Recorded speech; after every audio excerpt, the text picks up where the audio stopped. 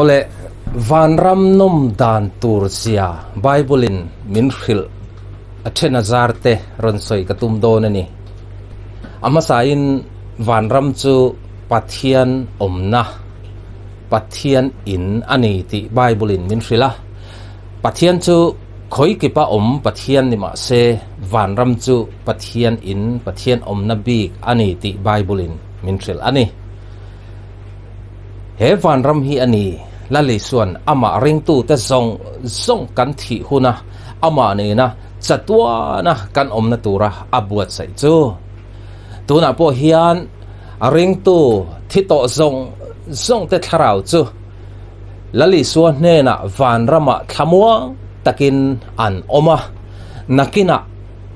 ring tu te thole na ni alo thlen huna tharau taksa chang turin tuna lali suan ane na ring tu thi to te tharau zong chu fa na tagin aron thuai le don ani ti Thessalonica thon khat abung li chang som palina hian chiang takin min hril ani tuna nungdamala ring tu te po kan thi ve le a kan tharau kalna tur khen ngal na tur chu van ram lali suan ne na ani thu lali suan tir ko pola mangin heng Bible bung le changa te hian min hril ani Korinthon ni bunga chang riata taksa lova lalpa ne na kadu zo taksa lova ati hi he taksanun na athi asoyani mi hring te hian taksanun na le tharau nun na kan neya taksanun na chu athi thaya tharau nun na chu athi thailo chatuana nung tura pathianin asiam ani tuna nungdamala ring tu te kan thi huna kan tharau thlen na ngal tur chu lali suan ne na van rama ani ti tuna Korinthon ni bunga changri da khan chiang takin min thril ani ring tu te chu kan thi vele kan tharau lali suan ne na van rama athenga lani ti min thril na Bible bung le chang pakhat le chu Philippi bung khat chang somni pakhat le chang somni le pathum hi ani karon cherange Philippi bung khat chang somni pakhata kayatan zong nun hi Krista ani si a thi po lok na ani chang somni le pathum na kal chua Krista ne na chak na ka ne wangin chu athazok si a kal chua ati hi he taksanun na thi asoina ani chawang chuan reng tu te chu kan thi vele kan tharau chu Isu Krista ne na van rama atheng halani ti he Bible chang hian min thril ani ring tu thi to zong te tharau tuna an na mun tuna nungdamala ring tu te kan thi huna kan tharau athen na ngal tur mun van ram nom dan tur sia chu van rama to lo tur min khil Bible min khil te hi athena zar han enila van ram nom dan tur zia chu chiang takin kan hre thayang ole tuna van rama lo tur thil Bible na min khil then khat te ilo en hawang pakhat na chuan van rama chuan biak in a to don lo ti thupuan bung somni le pakhat chang somni le pani na hian min khil ani Heleya chuan kauhran rang ten pathian kan biak ho na biak in kan neya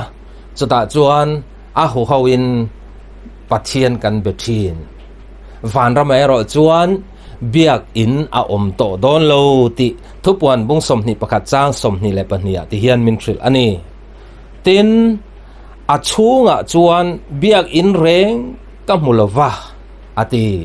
lalli suan zohana amu tirani chu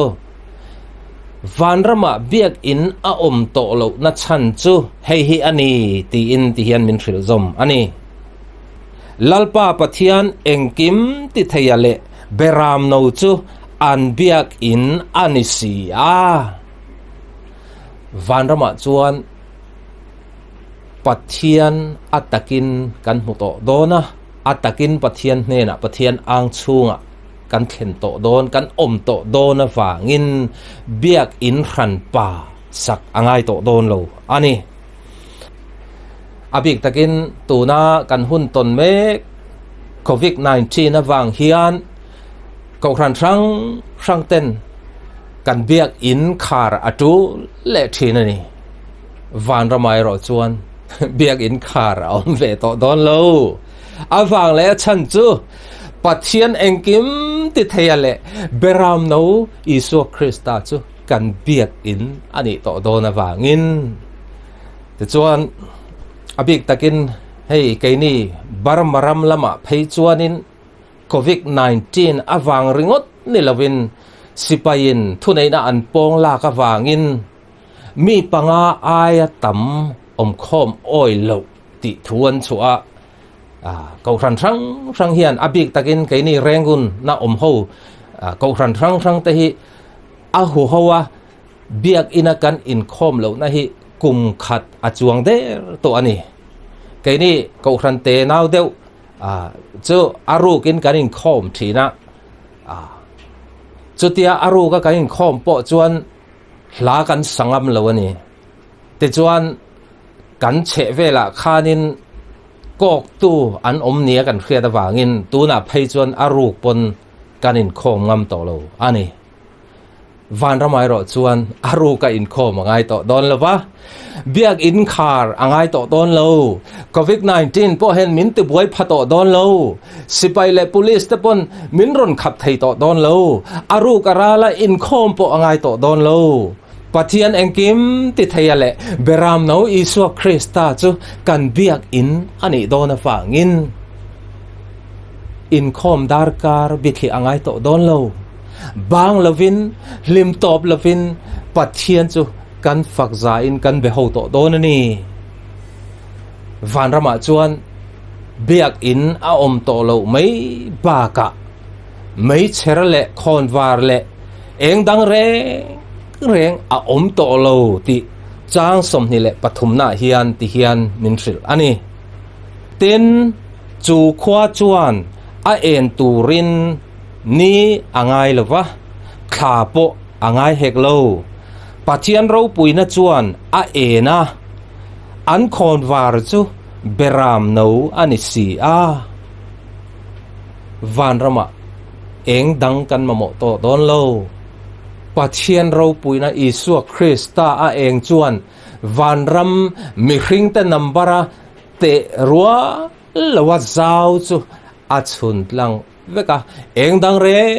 reng an mamo to lo ni om to lo tha om to lo rc om to lo eng dang reng a om to lo pathian ro puina isu krista a eng chuan van ram zong chu a chun eng veka nam tin te chu isu krista ro puina eng hnuaya lim tak le thamuang takin an leng za ani van rama om to lo thil dang le chu kong khar an khar to lova zan a om to bok lo ti thupuan bung som ni le pakhat chang som ni panga na ti hian min hril tin a kong ka te chu chuna an khar top lawang chuta chuan zan reng a om don si lova hei khovela lo changkang zela zana kong khar lawa mu hi chu kan wang viau to ang mo kan nung tha deuh kha chuan hei renguna om te chu kan buai khop maya awang le chan chu zana curfew lo ni a sipai le police ho an thana wangin te chuan a rengun a amun tin deuh thoa kong khar siam tha khan kan buai lut mai ani chu ti chung po chuanin an rin hlel ina te chuanin an kong khar te chu an chut chiat saka an lalu taram ramani van ramai ro chuan tu manan ron ti buai to don lo tu ma ti buai phak ani to don lo awang le achan chu pathian engkim ti thaya le beram no Isu Kristan min chil to do na wangin to man min ron ti boy to lawang kong khar ngai to lawa zan po to lawa wangin hey mun tam tak renguna phei chuan sipai le police an thana wangin kan hnung thla deuh te phei kha chuanin zana po mungam lo tam takan omani van ramai ro chuan zan po to don lawa min ti mu thei lo tu tur hi to ba an to don lo ni ole van rama to lo tur thil dang le chu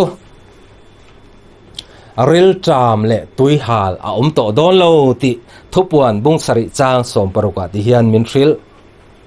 an ril tram le to lowanga an tui hal le to hek lowang ni in em hek lowanga lum reng po in ati khe hek lowang van rama chuan aircon kan mo to don lawani chu nisat le kholuma wangin kan buai to don lo ril tra ma to don lo wa tui hal po to don lo chu wang chuan tu na kan boruak ton me kovi ka wanga bazar loka inte in check khola le khol sa kha atul to don lo ni chu achan chu kan mo engkim van rama pathianin kan tan ada thavek to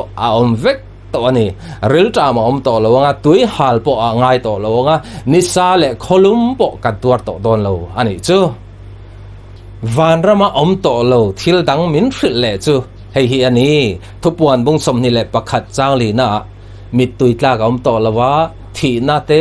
na te tra na te lungai na te to lo tin ti hian min thil thupuan bung som ni le pakhat chang li na an mitata mit tui zong arufa yanga thina le thei to lowanga lungai te ta te nat te po le to hek lowang he khovelai chuan adama bo chet na wangin nat na te thina te kan tuar chin van ramai ro chuan nat na te thina te corona virus te lunat te cancer te chuap na te eng ma he khovela kan tor ang na te hi kan tuar to don lo to lo ani amen van rama chuan an chiare renga to lo ti hian min hril bok thupuan bong som ni le pani chang thum na tanga chang li na khan kan chiarange tin an chiare reng le to lowanga pathian le beram no lal thut pha chu to zo kang hallelujah an chia reng to don lowa an chia reng aya pathian le beram no lal thut pha to zo don ni chu ti chuan ti hian min khil zom ti chuan aboy te chuan arongan bolanga amel an mu anga aming chu an chala achuang bokang tin zan le to lowanga khon war eng le ni eng an ngai lowang lalpa pathian chuan an ma ni en don si ti chuan chatuanin ro an re lang lali suan ama ring tu te tana abuat sai ama ne na chatuana kan na tura abuat sai van ram nom dan tur zia hi he kan mi hring thluak he na chui phamya lo ni tuna garon tar lang te po kha 10,000 chawal ni thupuan bungsom ni pakhat chang ni karon cherange tin khothiang hlim Jerusalem thar chu mo apasal ela a in chei anga pe diamin pathian ne nami vana ta lo chuk ka mu ti in Johanan Christian amu tir chu min thil ani hei hi khothiang lim Jerusalem thar chanchin ani ti chuan tuna po hian peisa diam ani to ring tu thi to te tharau zong po an thap to ti Hebrai bungsom pani chang som ni pakha po khan chiang takin min thil ani te chuan lei thar van thar pathian a siam huna he Jerusalem khot thar hi aron chuk thla anga te chuan lei thar van thar a siam huna po he khopui Jerusalem thar hi alani reng don ani chuan van rama khopui thar Jerusalem a chuan tu tenge lu tang beram no nun na bu a ming ziak te chau an lu tang ti